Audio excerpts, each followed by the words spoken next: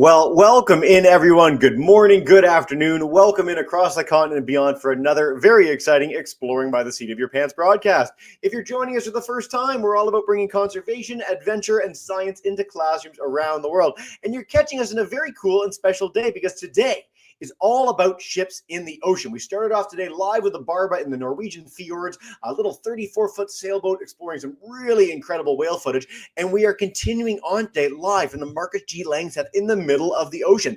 Now, Cody, our speaker du jour, reached out to me a few weeks back and said, Jesse, I've got all this cool experience. I've done all these amazing expeditions. Would you want to have me on? And that doesn't happen every day where people reach out to us. And I was like, yes, we've got to have you on. What a cool opportunity to share some really, really cool science and exploration. And so Cody's joining us live from the deck of a ship in the middle of the Pacific with some amazing footage and stories to share with you today. I'm so excited for you to meet him. And so without further ado, Cody, welcome to the broadcast, man. So nice to have you on. Hey, how's it going, Jesse? Thanks for having me. So good. So tell us a little bit about the ship, where you're at. I'm going to play a little video to kick us off in a minute, but give us a sense of what's going on today, what life's like. Yeah, well, first off, welcome aboard the Marcus G. Langseth. We're an ocean-going boat by Columbia University. So we travel all over the world doing science, both geophysical and oceanographic science. The boat is 70 yards long by 20 yards wide, and we do a bunch of fun stuff on board. If you want to play the video, I can talk as we fly around. I'm going to take us to the video. Let's fly around. This is very cool, and it's got one of the most unique openings to a video I've ever seen. I don't even know what's going on. I'm excited for you to tell me, Cody. Awesome. There we are. Oh, when it wants to buffer, it's thinking about it. There we go. Yeah. So what you're seeing here are the seismic source. So when we do a seismic study, we tow a bunch of gear behind the boat. Some of that gear listens for noises, and then some of the other gear actually makes a noise into the water. So we make a noise, it goes down to the bottom of the ocean and reflects off the bottom, and then we measure it as it comes back to the surface. Yeah, so that what you're seeing there in the water are the floats where the seismic source hangs from. Now, as we pan up, we see the Marcus G. Langseth ahead of us.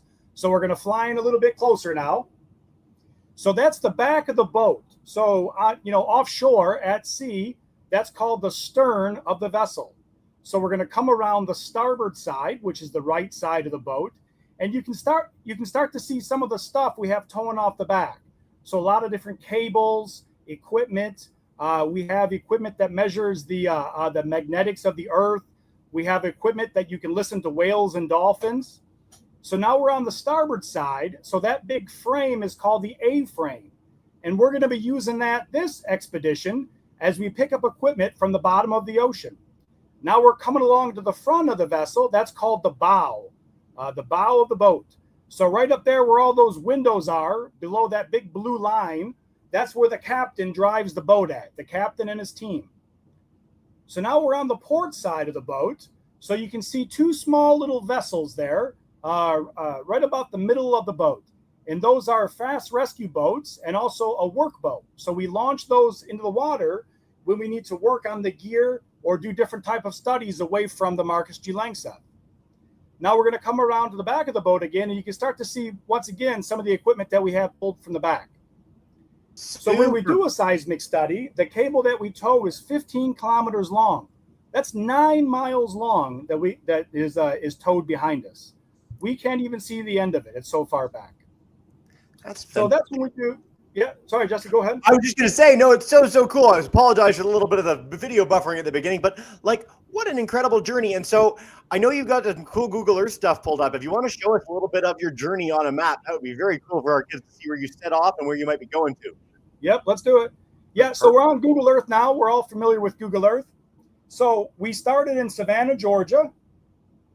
So we started transiting, and what you can see here on Google Earth, so this is the continental shelf portion here, and then after we leave the continental shelf, we're into the deeper ocean. So this is 3, 4, 5,000 meters deep. Now what these lines are, these the vessel is a sonar system called a multi-beam, and what that does is it essentially maps the bottom of the ocean. so we can get a topographical map. We can see the mountains, the ridges, the valleys, the canyons of the bottom of the ocean. Now, it's an interesting fact that only 26% of the world's oceans are mapped. Now, you're going to look at me and say, now, wait a minute, Cody. When I look at Google Earth, I see all this topography down there. I see a bunch of lines and ridges. Well, that's true. A lot of it is, but a lot of it is derived from a satellite data. What they do is they shoot a radar signal down and they measure the surface of the ocean. And they can get very, very small differences in the height of the water, and that's due to the differences of gravity, gravity below that spot, which is affected by what type of terrain is on the bottom of the ocean. So they're essentially making an educated guess as to what the topography looks like on the bottom, also using the acquired sonar data. So the fun thing for you guys is, so I'm going to zoom in on the Marcus G. Langseth. So this is our current position right now. And you can see the blue data. So this is actually data that we've acquired. This line right behind us. The line to the north of us was the data that we acquired in December. Now, the fun thing is you're the first people in the world ever to see this map of the ocean. This has never been mapped before where we're at right now. So you're the first people. The classes on the call right now are the first ever to see it. So that's kind of fun. So what we're going to do is, so from Savannah, Georgia, I'm going to zoom out. From Savannah, Georgia, we're sailing to Cape Verde Islands, or in Portuguese, Cabo Verde, which are some islands off of Africa. Now, when we sail from Georgia to Cabo Verde, Cape Verde Islands, that takes 2 weeks. So the boat goes 10 knots an hour, or 10 miles an hour, 24 hours a day, and it's going to take us 2 weeks to get there. And of course, we sail through all different types of weather. So I think we have a video or a picture, Jesse, we can throw up. I will cue that up right now. It's such a special voyage. And I mean, Cabo Verde, we've actually featured a bevy of broadcasts there over the years. It's a really, really cool spot. But as you said, sometimes the weather's a little bit dicey when you're en route. And you're on a really big ship. Like a really big ship. So for that much water to be pouring over the edge means it's a little sketchy. When was this? How big waves did you have to have something like this happen? So that was a couple meters. So a meter is roughly a yard. And when we're offshore, we usually measure in meters. So that was 2 to 3 meter seas. So 2 to 3 yards, sort of the waves. Yeah. Yeah. Very cool. So today is a little bit better. It's not quite so dicey out there. No, today's definitely better. So I would say it's probably a meter to a meter and a half. So I'll swing you around so you can see. So I'm up in our winch booth right now. So you should be able to see the seas. Jesse, let me know if that's coming in clear. That's beautiful. It feels like I'm right on the boat with you. Yep. And then you can see down here, you can see our working decks. So if you remember when we flew around the boat, I mentioned the A-frame. That's right there in front of us right now. So that's the working deck. We've got winches. There's crew members down there working away. And then, of course, the ocean ahead of us. I'm going to pull our shade back down. Cody, this might be a goofy question, but we do a lot of voyages from ships in the middle of the ocean, whether it's the Falcor, the Atlantis, what have you. Your ship is huge. Like, it's a really gigantic ship. A lot of stuff, especially above the waterline. Is there a reason for that? Is it the nature of your expeditions that require such a robust vessel? Yeah, so it's all the different scientific studies that we do. So for seismic, which is what our primary role is in the university fleet, we have to have huge reels to hold the cable. So I don't know if you can see it. I'm going to hold the camera up here. But right down below on main deck, do you see the reel with the yellow cable, Jesse? Little bit. Kind of hard to make out, but tell us a little more. Jesse, you there? Yep, I'm here. We're good. Just cut out for a second. Yeah, I don't know if you could see the reel I pointed at, but the reel holds all the cable for that 9-mile cable. So that's the reel is about 3 yards or 4 yards tall. So it's very big. So all the scientific equipment is why we need the extra structure. Very, very cool. Well, I know that there's a lot of folks on the ship. You keep talking about the crew. If you'd like, I can bring up some pictures and we can dive in with some of what it's like living on the ship and some of the places you get to walk around and hang out in. Does that work? Yeah. So right now we have about 30 people on board. So it's a lot of, people share cabins. They have bunks. Yep. So this is a picture of our ship's library. So quiet space on board. So there's, some books and some comfy chairs. We also have the movie room. We can throw that up. So, yeah. Oh, wait, it's coming, Cody. So Sorry, everything's giving me a little trouble today. See, you're having better connection live from the ocean than I am live in Newfoundland because we got a big blizzard happening right now. So, cue up our movie room, because it's a pretty cool spot you guys have to hang out in. So So we have a movie room. So for you guys out there who like to play games, we have a PlayStation in there. We have a TV with hundreds of movies that you can play. Netflix, of course. We have a couple guitars in there and different board games. So when people are not working, they're able to enjoy their downtime. So the people on board work in shifts. So it's either a 12-hour shift, so 12 hours on, 12 hours off, or they'll work a 4-hour shift. So they'll work 4 hours. For example, the bridge officers up on watch, and then they're off for 8, and then they work 4 and off for 8. And we have the mess room as well. That's where people eat. So the galley is where they cook the food, and the mess room is where they eat. So we have all different types of food. We have a couple cooks on board. They bake cakes and pies, and we have fish and all the normal food that you'd have at home, we have on board. Funny enough, before we sail, we have a big grocery call. So just like at home, when you're watching TV and your mom and dad honk the horn or call you that you need help unloading the groceries from the car, well, we do the same, but our car is a big semi truck, and it pulls up, and we use a crane to move the groceries onto the boat. And then all of the crew, 20 people, get in line, and we just pass groceries back and forth up to the galley where it's all stored in the refrigerator and the dry storage room. What do you think? When you do that passing, do you take a bite out of every bit of chocolate as it goes by you in the big packages, or what? What's that? Do you ever just take a bite of the chocolate as it goes past you? You're passing the groceries along, all the really good stuff. You take a little nibble, or no? Oh yeah, the chocolate and Oreos are highly guarded. They're guarded. You talked about something a second ago too. You talked about watch. So can you tell us, for our audience that might not know, what a watch is on a ship and why it's important that people are always on? Yeah, so on a boat, we work 24 hours a day. So there has to be someone working or standing on watch during that time. So different roles have different watches. So the people on the bridge, you don't want them to work 12 or 16 hours because you need them to be alert, to be watching the horizon for other boats, to be watching the instruments. So they work 4 hours at a time. They work 4 hours, and then they have 8 hours off, and then work 4 hours and then have 8 hours off. So I'm part of the science team. I'm a technician on board. We work 12 hours on and then have 12 hours off. I don't know which one is better. I guess everybody you ask is going to have a different opinion, but that's what it is. It's pretty good. Are you a set hours throughout the day, or is it always 8 to 8 or something like that, or is it random throughout the journey? That's a good question. So we work 12 to 12. So noon to midnight, and then midnight to noon is what I work. And then the bridge, they usually have a watch schedule. So the person who works 8 a.m. to noon will also work 8 p.m. to midnight, and that's how they break it up. Okay, very, very cool. I've got a picture of our cabins here. So in the cabins, you're with a few bunkmates? Do you meet those people in advance of the voyage? Do you meet them and say hello on the day of? Do you get your own special cabin? What's the deal? Wow, all these are good questions. So it's a little bit of mix of everything.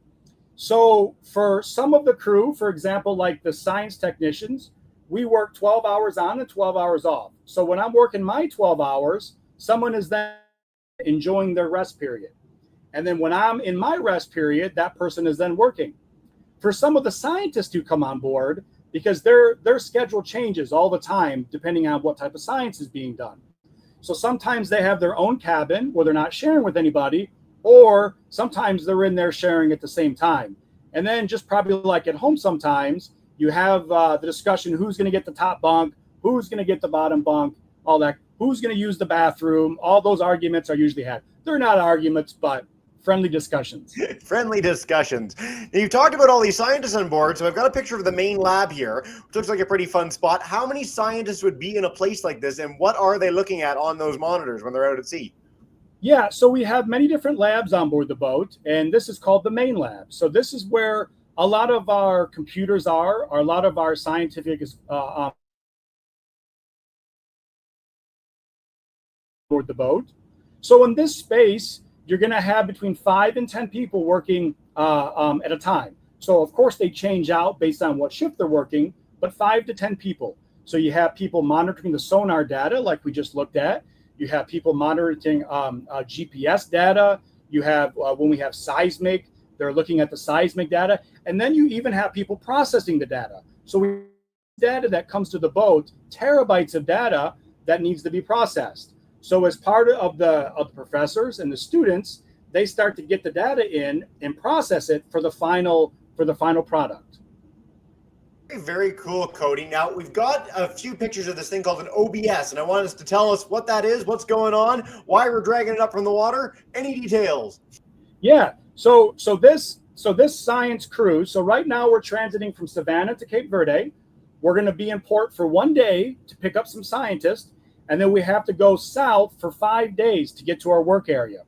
And our work area is in between Africa and Brazil, and we have 20 of these instruments on the ocean floor. And these are called OBSs, Ocean Bottom Seismometer. And what this does is it measures the vibrations of the earth. So for example, if there's an earthquake, this will measure the seismic signal of that earthquake. And what we did, we dropped these over a fault. Jesse, if you'd like to share the Google Earth again. Will do. Here we are. Yes. Look at this. So down here are our units that we dropped. So if I zoom back out a little bit, you're going to see Africa over here and Brazil, and then we have our 20 dropped over this fault zone. Oh, we're a little bit slow for some reason. Oh, there it is. So we have 20 instruments that we dropped over that fault. So that's a transform fault. If you remember from your science class, we have convergent, divergent, and transform. So that's actually sliding back and forth. So, this is more of a transform fault. So the scientists want to study what type of seismic vibrations are happening at that fault. So that's a similar fault that you're going to see sort of in California, that transform or sliding fault. So we have 20 instruments on the bottom. We're going to sail down, and then that picture you showed, we're going to pick them up out of the water. So we have to send a signal to them to talk to them. So we sail on top of them. We send a signal down to them, an acoustic signal, basically say, hey, wake up. And then we send a command that says, take, because it's quite deep. It could take an hour, hour and a half before it even gets to the surface. That's how deep it is. And then once it gets on surface, we have people all over the boat watching for it. And then we, on the radio, so everybody carries the radio. So on the radio, we'll call out, hey, I see the OBS. It's on the starboard side. So the captain up on the bridge will then maneuver the boat up alongside the OBS, and the crew down on the main deck will then throw grappling hooks into the water to try to pick it up out of the water and bring it back on board. Very, very cool. And so one of my questions, this is irrespective of whether kids are interested in it, I'm just fascinated. On the map, it looks like a fairly small area that you've put 20 of these. Is it actually like a gigantic area and it's just a trick of the map? Or is there a reason that you need so many in such a small little region of the world, relatively speaking? So that's a good question. So the distance is, let's see the distance. So the distance is 60 miles. Okay. Across, across that fault. So with seismic, the density or how close the instruments are is based on what type of resolution you want. So take, for example, your digital TV. So it has a lot of pixels in the TV. Pixels that you have, or the denser the pixels are, the better picture you have of the movie you're watching. It's the same with the Earth. If we take a lot of measurements close together, we're going to have a much better picture of the rocks below the ocean, as opposed if you spread those pixels or if you spread those instruments out. Very cool. Makes sense to me. And 60 miles is a long way. Like 100 kilometers for our Canadian audience is a rather large tract of ocean. And we want to get those high resolution pictures. And again, that's what's so special about what you shared with us, is that we're the first people to ever see that, as part of your voyage, which is really, really cool. It's so amazing for our students coming up in an era where we're starting to really map the ocean in earnest. I know when I grew up, the idea was that we knew Mars and the moon better than we knew our own oceans. And we're starting to remedy that with some really, really cool ships like yours. So I'm so glad we get to be on the cutting edge of all that, Cody. You've got some amazing pictures of some wildlife that you guys have seen off the side of the boat too. I'll bring those up, and if you could tell us a little bit about what you might see when you're out on the sea, that would be awesome. Here's a sperm whale picture, but tell us more. Yeah, so when we're out here, obviously we see a lot of different wildlife. We see whales and dolphins and turtles and seabirds. In certain types of scientific activities that we do, we need a special group of people to come on board that are called Protected Species Observers, PSOs. And as a part of our environmental permitting, because we damage any animals, we have these specialists. They're wildlife biologists, and they come on board and they monitor for wildlife in our working area. So when we're sailing along a certain area, or if we have the seismic source out the back and we're making noise, so they tell us when a whale or dolphin gets too close, hey, you need to shut down for a little bit until they leave. So there's usually 5 or 6 of them on board, and they take all sorts of different pictures. We've seen humpback whales and sperm whales and pygmy whales. We've seen all sorts of different type of dolphins, turtles, sea snakes, sharks, you name it, we've seen it.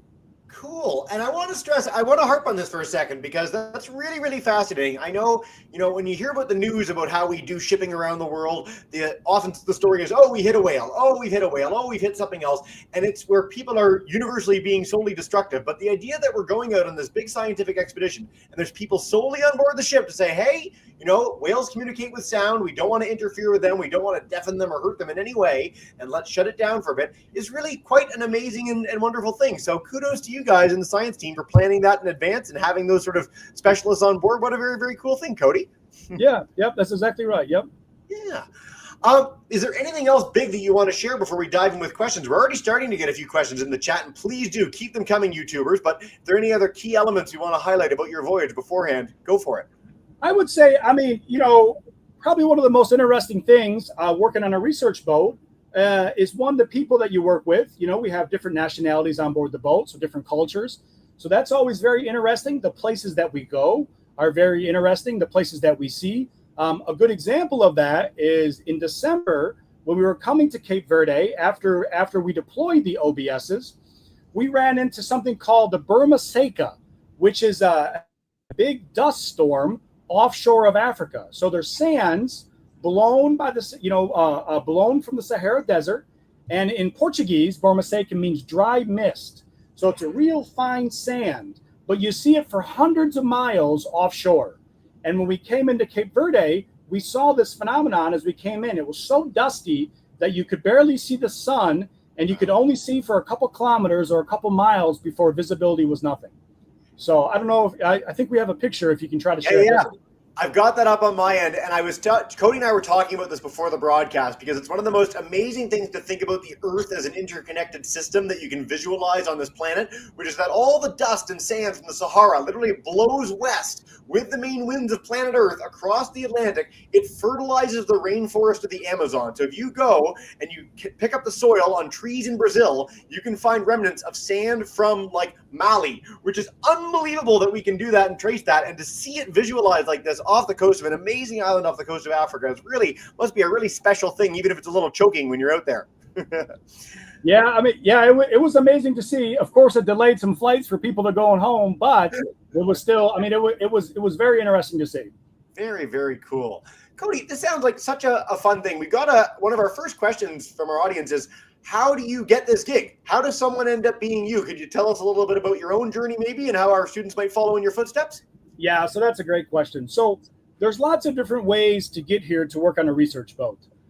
So you have the maritime crew who go to a maritime school, for example, the bridge officers and the captain. You have just like Star Trek, we have an engineer, so they go to also a technical engineer maritime school. I mentioned the wildlife biologist, so they have a biology degree. They went to university, they have a degree in biology. We have people who went to a technical IT technical school. I have a degree in geology, but you don't have to have one. So there's many different paths in life to sort of get to the same place. So yeah, most of the people I work with have a degree in geosciences or a technical degree in IT or sort of like an electrical technician type degree. Yeah, or certificate. You highlighted two of my favorite things that we feature in pretty much every kind of broadcast that we do, which is that if you want to end up on a ship like the Marcus G. Langseth and be involved in these amazing expeditions, again, there are so many paths to get there, and we have people from all over the world. So that's the nice thing about being a scientist too, is that when you do this, when you commit that much time in school to end up like Cody, you end up getting to work with fascinating, smartest people from all around the world on amazing expeditions like this. And if there's a more special sort of end game for a career, I don't know what it is. So thank you so much for highlighting all that. We've got either a very easy one or a very hard one for you. Caesar and Nicole to know, what's your favorite animal you've seen so far? You're standing on the deck. Is it the sperm whales? Is it birds? What's going on? I like the humpback whales. I like when they come out of the water and splash back down. That's pretty neat. That's pretty neat. We talked about those. We featured some footage of those with the Barba in Norway earlier. And I've got to say, my favorite single nature encounter in my life is seeing humpback whales breach, where they do that big jump. Yeah. If you get the chance to see that in your life, it's a very, very special, life-changing thing. All right. Miss Coburn's class, they're learning about mental health and relationships right now. And so they're curious, for someone on the ship, how do you keep in touch with friends and family back home? Is that easy to do? Do you get the chance to do that? Tell us more. Well, that's a great question. So there's lots of different things that people do. So we have the movie room, and we have games on board. Sometimes the crew will have movie night, so where they all meet and they sort of socialize and watch a movie together. So with the internet connection, the way it is now, so people call home and they use WhatsApp or Zoom, and they video call with their family and friends, so they're able to keep in touch like that. But it's very important, as you know from your studies, to sort of maintain that connection and don't sort of separate from life. You want to stay attached to your loved ones. That's a good question. It's a really good question. I love how it's phrased too. And I mean, it's so amazing that we have technology to do things like this. Like when I was a boy, this did not exist. I would say honestly, 10 years ago when we did broadcast, you could not have an easy connection where it looked and sounded good with someone on board a ship in the middle of the ocean. Like it's a really special time to be in exploration. So thank you guys for that, Miss Coburn's class. They also had a neat question about safety protocols. So are there big safety things, drills that you have to do before you get on the ship? Do you do them regularly on the ship? What's the concern when you're on a vessel like the Langseth? Wow, these are good questions. So safety is the number one priority on board. So it goes safety, the integrity of the vessel, and then science. So we need to keep the people safe. We need to keep the boat safe. And then once we've accomplished those two goals, and then we can then do the science. So the safety starts from day one. It starts from the procedures that we have on board. It starts from our maintenance systems, how often things are checked. We have regular drills. We just had one yesterday. So we had a fire drill. No, not a fire drill, but we had a safety lecture where we talk about the different firefighting systems on board. And we also tried the immersion suits. So the big, thick neoprene immersion suits where you look like the Gumby from like the auto dealer. So it's a big, thick suit. So people were trying those on. What do we do? We have a lot of different things that govern. So we have the coveralls that I'm wearing now. We have the hard hat. We have safety glasses. So a lot of it is about prevention and then mitigation. So we want to prevent an accident. Accident happens. How can we mitigate it? So the captain on board is also our chief medical person. So if someone they don't feel well, they have an accident, we go to the captain. We have a small hospital on board the boat, and we can fix people up there. We can give them some medicine if their stomach's not feeling good, if they have seasickness, or we can call to shore and talk directly to a doctor at any time of the day. Yep. Very, very cool, Cody. And I love highlighting this for our students that are keen on safety, because whether it's space exploration, whether it's remote field exploration in places like West Africa, on ships, this is a universal. Like so much prep goes into making sure that people aren't going to be in a position to be injured or killed or anything else. And because of that, these are some of the safest things that you can do. Like, you have huge machinery, you're out in the ocean, it could potentially be dangerous, but universally in Exploring by the Seat of Your Pants history, 4,000 broadcasts, we've never run into anyone who's had a really, really serious mishap in the field, because that prep stage is usually so much bigger than actually the expedition itself. So I'm so glad we got that. Thanks, guys, for your concern on safety. Yeah. Cody, is there a favorite part of your job? You talked a little bit about your background. You've talked about some of your roles in the ship. Is there something that gets you up in the morning for the 12-hour shifts? I like so when the science team comes on board, I like meeting all the new scientists when they come on board. So you have people who are undergraduate students, all the way up to PhDs, postdocs, professors, researchers. So you get a whole spectrum of people still learning in life, still trying to promote education. You have people from all different cultures and experiences and backgrounds. So for me, that's one of the favorite parts about working a job, is that you can experience all these different stories. So we were on board around Christmas time. So you get to hear of all the different experiences people from their own culture for Christmas. So it's very interesting. How nice is that? It's one of the great joys of science. We do a lot of Antarctic broadcasts too, and that's one of the big things down there, is that it's this whole continent set aside for science, and people get to collaborate and work with people from all over the world. It's one of the most special things about going into the field. So I'm so glad we get to cover this so much. Zaid wants to know if you found any new species. Now, I don't think this is something that on your expedition you guys are looking for, but are there any things that are new to science that you discovered while you're out there? Species, not really. So some of the other university boats, for example, Woods Hole, they send down a submarine and they look at the sea vents, and they look for different type of species or animals. So we're more geophysical, water samples, oceanographic type information, temperature, salinity. So what we have found are underwater volcanoes. What we have found are underwater canyons, faults. So the fault that we're studying right now, years ago, the Marcus G. Langseth was transiting past this place. Remember, I said that a lot of the oceans haven't been mapped, only 26%. We had our multi-beam running, and we ran across this fault, this transform fault, when we were just transiting, doing nothing, just going from point A to B. And people liked it so much, they want to come back and study it more. Very, very cool. And I love highlighting this, because when you think about the ocean, certainly when I was a boy and I thought about the ocean, it was this uniform blue. Like, to us, it looks all the same level, of course, but from the underwater perspective, and this is what this technology allows us to witness, you have mountain ranges that are like the Alps. You've got canyons that are like the Grand Canyon and dwarf it, in fact. You've got really amazing pockets of ecosystems that are really, really neat. So the people that do go down and study new species universally find new species when they go down that far. But this mapping work and this oceanographic work has really allowed us to understand the oceans in such a bigger way, whether it's for climate research, whether it's for just literally mapping how we get around. It's a really exciting time in ocean exploration. So it's a great question, Zaid. On the animal note, our 4B ballers in Charleston, South Carolina, they want to know about birds visiting the boat. So they understand that no matter where you are in the ocean, birds will come see you. Is that true in your experience? Are there specific birds you've seen, or what's the deal? Yeah, definitely. It also depends on what part of the world you're in. You're going to see more birds as opposed to not. But even now, in the middle of the Atlantic Ocean, we see a bird occasionally. A lot of your land birds, of course, they've they're not here. A few miles out to sea, you start to lose some of your smaller birds, and the farther out you get. But certainly in the middle of the ocean, you see sort of your large ocean spanning type cormorant type birds. Yep. Yeah, I was on the Ooster Skeleton back last March, and we had petrels, we had albatross out in the middle of the ocean. And one of the things back in the original voyage of discovery, when they were going across the ocean in wooden ships, is they'd get close to islands and see birds that they knew were related to islands. So before they even saw land, they'd start to see birds that they knew had to land every day.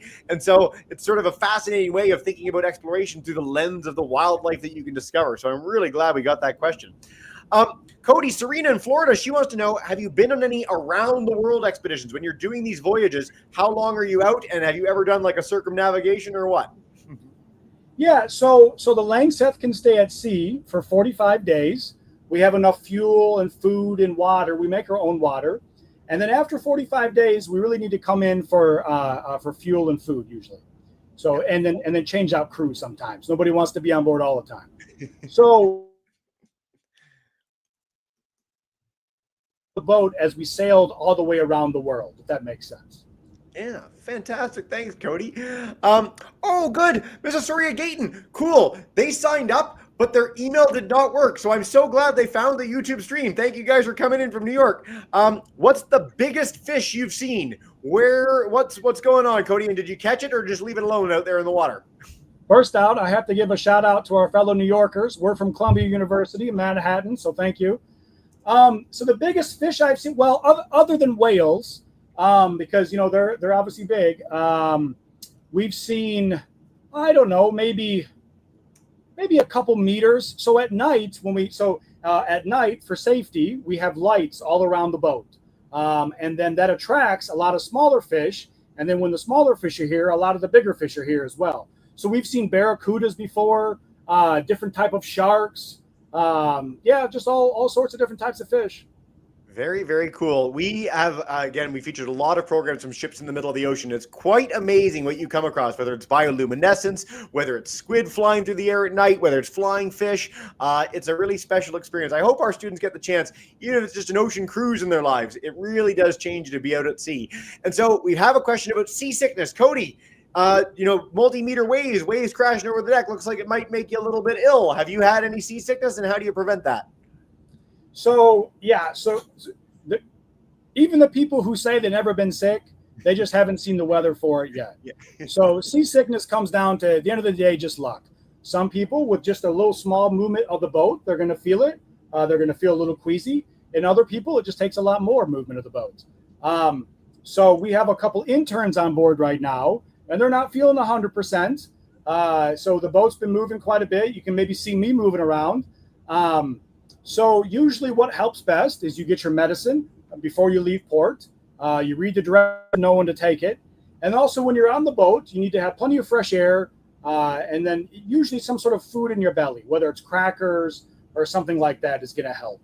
But a lot of people get it.